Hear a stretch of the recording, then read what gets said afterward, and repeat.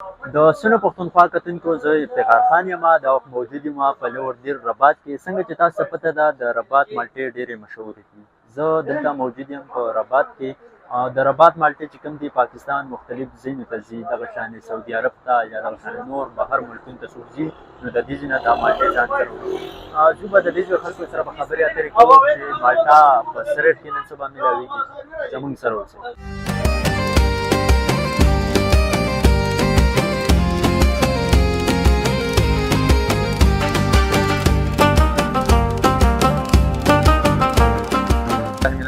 بسم الله الرحمن الرحیم. مونږ د رباط اوسېدونکي یو. دلته چې کومه دی نو مونږ خپله لوکل مالټه خرڅوو. دلته چې کومه دی نو زموږ سره د هر ځای کوالټي چې کومه ده زموږ سره میلاویږي. که دغه شان د کاکا صاحب ده یا د بیروچ رستم مالټه ده یا چې کومه دی د فتح جنګ 72 مالټه ده، دا ټولې مونږ دلته خرڅوو. خو چونکې زموږ د رباط د مالټې چې کومه دی نو د هغې خپل ګاټ دی او دا چې کومه دی نو د پاکستان هرې ضلعې ته او ټولو صوبو کې چې کومه دی نو مونږ لیږو هم او زیاتره خلک چې کومه دی نو دلته راځي مونږ له.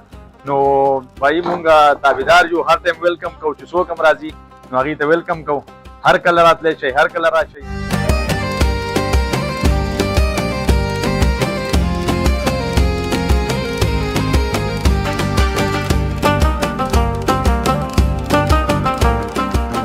او د رباط مالټه چې کومه ده دا په ټول پاکستان کې هم مشهوره ده او بیا خاص کر ورسي زړونه چې راځي نو بار ته یې وړي.